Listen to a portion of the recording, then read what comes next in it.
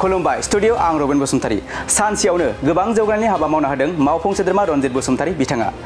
14 नं चिरांदुवार बियाबनि रुनिकाटा आस्राबारि बिस्टिसनि आदिबासी बस्ति पूर्व गलाझारनि माजि थान लुफुंनो खुंग्रिं बिस्टिसनि लाइमुथि ओनसोलनि थाङाफारा जोंफुं ब्रह्म मन्दिर लुफुंनो सेलेखा बाजार साखाथिनि ब्रह्म मन्दिर आरो बाथौ मन्दिरखौ लुफुंनो देवस्रियाव बुद्ध मन्दिरखौ फोसाबनो लोगोसे निज्लागुरि हेरेम्बाफुरि गोथार बाथौ फैलामखौ फोसाबनो थाखाय आलारि सोरां बिथांखिनि गेजेरजों 2 लाख रांनि चेक गथायदों एम रनजित बसुमतारी बिथाङा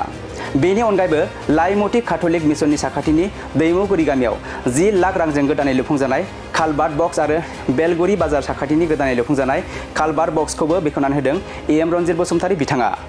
बेराफारसेथिं बेलगुरि बाजारखौ गाज्रि थासारि नुनायलाय रायजोनि सुबिदानि थाखाय गंसे गला लुफुंनो लानाय न'नि थिंखौबो जगायनानै होनायखौ नुनो मोननाय जादों बेबायदि गोबां जौगाथायनि हाबाफोरा लाइमुथि बेलगुरि ओनसोलाव जाबाय थानायखौ गोजोननायजों साबायखर बावदों एम रनजित बसुमतारी आरो बिटिआर सरकारनिसिम बेलगुरि बाजार कमिटिनि रायजो राजाफोरा दिनै जोङो चिरांदुवार इउपिपिएल दोलोनि ब्लक पेरेन्ट बडि वुमेन बडि आरो इयुथ बडि लोगोसे जोंनि इउपिपिएल दोलो जिल्लानि दैदेनगिरिफोरखौ लाफानानै जथायै जोङो चिरांदुवार ब्लकआवहाय गिदिंदोंमोन आरो बेवहाय गुबै थांखिया जों मोनथामसो खामानिखौ लानानै हाबाफारिखौ लानानै जों दावबायदों गिबिया जादों जोंना जोंनि मानगोरिया चिफ प्रमद बर' बिथांनि दैदेननायाव जोंनि सरकारा बिटिआरआव कमप्लिटलि सान्थि गायसननायनि थाखाय आलारि सोरां बिथांखिखौ मोनफ्रोमबो धोरोमनि अनुस्थानफोराव होनायनि जों हाबाफारि लाबोबाय थादों आरो बेखौनो दिनै जोङो गुबुन गुबुन धोरोम अनुस्थानफोराव राननानै होनाय जादों 2 लाख करि चेकखौ बेजों लोगोसे जोंहा गोबां लामा कालभार बानायनाय अपेनिं खालामनो दंमोन बेफोरखौ जों खालामदों थामथियाव जोङो रायजो राजाफोरखौ लोगो हमनानै हालामारि गुबुन गुबुन हालामनि बा गुबुन गुबुन प्राइमारिफोरनि जोंनि दैदेनगिरिफोरखौ लोगो हमनानै जोंनि थासारिफोरनि सोमोन्दै जोंनि पार्टिनि अबस्थानि सोमोन्दै जोङो जिरायलायनानै सावरायलायदों बेफोरबायदि हाबाफारिखौ लानानै दिनैनि हाबाफारिखौ जोङो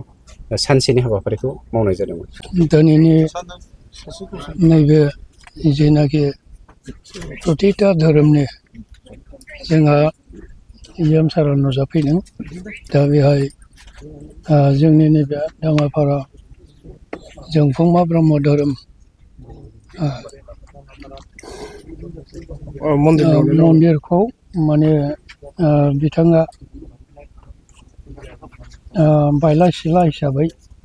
जेबो जौगाथाय गैया हिसाबै एम सारा जोंनो माने 2 लाख चेकखौ दिनै होफैदों दा बेहाय आंहा जोबोद रायजोनि जानानै आं बेखौ गोजोननाय थाबाय बे रांजों मन्दिरखौ माबायदि खालामनो सानदों जाखिनि जोङो बे रांजों हाया माने जोङो बेखौनो माने सरकारनि आयेन बायदि जों मावगोन सोर होफैदों होफैनायाथ' जोङो निजेनो खरस खालामनांगौ नङा चेकखौ सोर गथायफैदों चेकआ जोंहा रनजित नार्जारि सारानो रनजित बसुमतारी सारानो जोंनाव गथायना होफैदों आरो गोजोननाय मोनबाय गोजोननाय मोनबाय रायजोफ्राबो सरकारनिफ्राय मोननाय दिनै बेवहाय सार एमजों लोगोसे गासै मिडियाफोर सफैनायनिसिम साबायखर बावहरनाय थाबाय दा जोङो बे जोंनि गोजोनस्रि जि बाजार बेवहाय जोङो 2018 सोलिनानै दिनैसिम बेफोरबायदि जोङो मोनसे फानलाय बायलायनि बे बेलायाव जोङो थिं महरजों देखायनो हायाखैमोन जेनेरेल हिसाबै जों ओरैनो प्लास्टिक खाबथानानै थायोमोन दा जों डिमान्ड खालामनाय बायदिबा जों बिनाय बायदियै जोंना दानि बिटिआरनि एम रनजित सारा जोंनो गैयाब्लाबो 13 बान थिं हरदों दा जोङो बेखौ मोननानै जोंनि बे गोजोनस्रि एरियानि जिनोखि बाजार कमिटिजों लोगोसे एरियानि गासै सुबुंफ्रानो फानलाय बायलायनि थाखाय सुबिदा जानायनि थाखाय जोबोर गोजोननाय थादों दा जोंबो सारनिसिम जोंनो बेखिनि अननायखौ होनानै सारखौ रोजा रोजा साबायखर होनानै फैबाय थानाय जिनिखि खामानि बेवहाय सारजोंनो जेब्लायबो मदद होगोन होननानै जेब्लायबो जोङो आवगायाव नोंथांमोननि नैबे ओनसोलाव कारेन्ट नुनो मोनाखैमोन दखानफोर मोजां नुनो मोनाखैमोन लामाफोर मोजां नुनो मोनाखैमोन दा नोंथांमोननि ओनसोलाव माबायदि डेभेलप जादों ओनसोल ओरैनोथ' कारेन्टनि बेलायाव सिगां माने बै बिपिएफनि आमोलाव माखासे जाखानाय दंमोन खिन्थु नैबे जिनिखि दा बाखि खामानिया जोंहा नैबे जिनिखि बिटिआर सरकार जादों बिनिफ्राय गासिबो जोंनि बे लाइमुथि एरियायावनो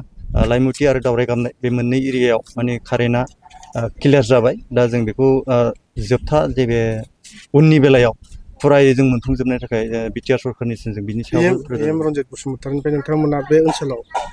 मा जौगानायनि हेफाजाबखौ मोनो ओरैनोथ' जों EM सारनिफ्राय जों मोनबोदों बाहाय माने जोङो फिसाब्लाबो जोङो लामा मोननैसो मोनबाय आरो बिदिनो कालभार बक्स लाइमुथि हिसाबैथ' जों एसे मोननायानो जाहैबाय